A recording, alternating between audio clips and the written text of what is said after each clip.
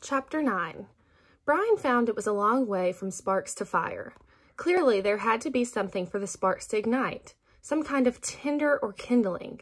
But what? He brought some dried grass in, tapped sparks into it, and watched them die. He tried small twigs, breaking them into pieces, but that was worse than the grass. Then he tried a combination of the two, grass and twigs. Nothing. He had no trouble getting sparks, but the tiny bits of hot stone or metal, he couldn't tell which they were, just sputtered and died. He needed something finer, something soft and fine and fluffy to catch the bits of fire. Shredded paper would be nice, but he had no paper. So close, he said aloud. So close. He put the hatchet back in his belt and went out of the shelter, limping on his sore leg. There had to be something. Had to be. Man had made fire. There had been fire for thousands, millions of years. There had to be a way. He dug into his pockets and found the $20 bill in his wallet. Paper. Worthless paper out here. But if he could get a fire going.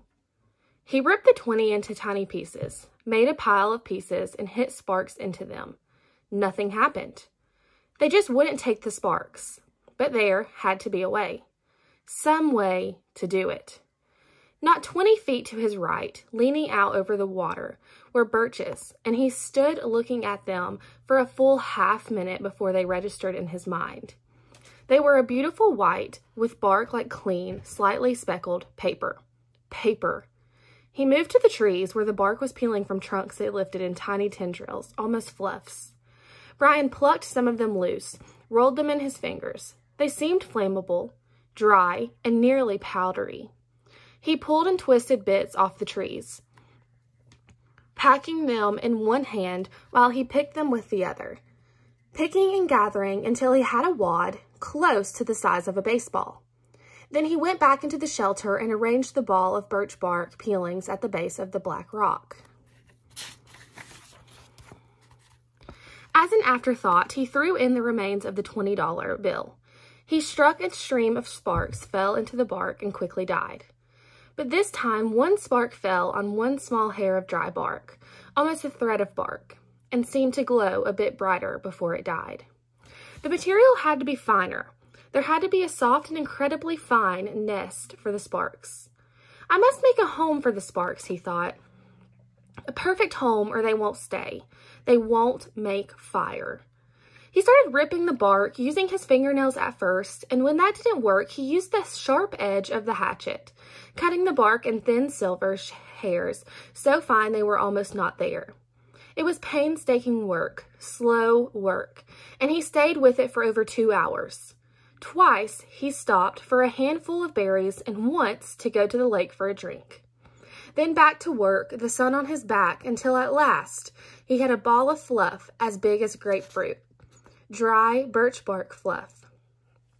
He positioned his spark nest, as he thought of it, at the base of the rock, used his thumb to make a small depression in the middle, and slammed the back of the hatchet down across the black rock.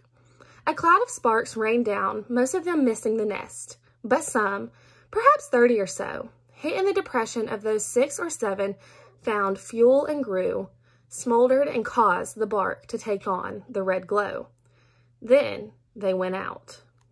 Close. He was close. He repositioned the nest, made a new and smaller dent with his thumb, and struck again. More sparks, a slight glow, then nothing. It's me, he thought. I'm doing something wrong. I do not know this. A cave dweller would have had a fire by now. A Cro-Magnon man would have a fire by now. But I don't know this. I don't know how to make a fire. Maybe not enough sparks. He settled the nest in place once more, and hit the rock with a series of blows, as fast as he could. The sparks flowed like a golden waterfall. At first, they seemed to take. There were several, many sparks, that found life, and took briefly, but they all died. Starved. He leaned back. They are like me. They are starving. It wasn't quantity.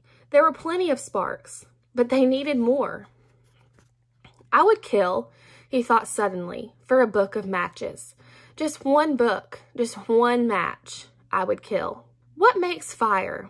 he thought back to school, to all the science classes. Had he ever learned what made a fire? Did a teacher ever stand up and say, "This is what makes a fire"? He shook his head, tried to focus his thoughts. What did it take? You have to fuel, he thought, and he had that. The bark was fuel. Oxygen. There had to be air. He needed to add air. He had to fan on it, blow on it. He made the nest ready again, held the hatchet backward, tensed, and struck 4 quick blows. Sparks came down, and he leaned forward as fast as he could and blew. Too hard.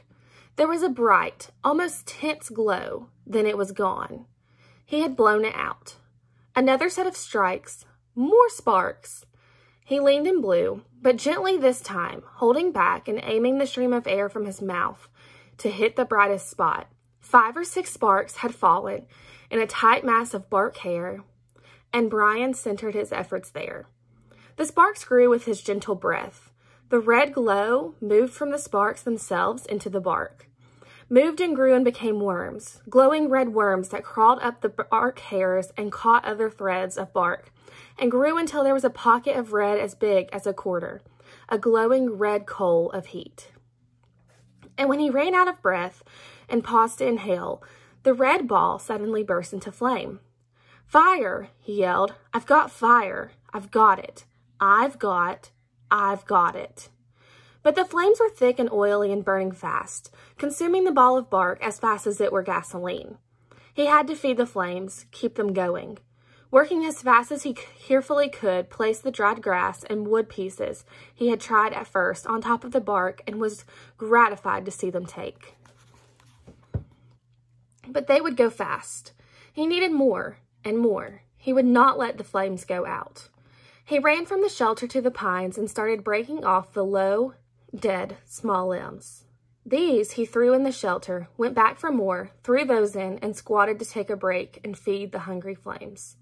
When the small wood was going well, he went out and found larger wood and did not relax until that was going. Then he leaned back against the wood brace of his door opening and smiled.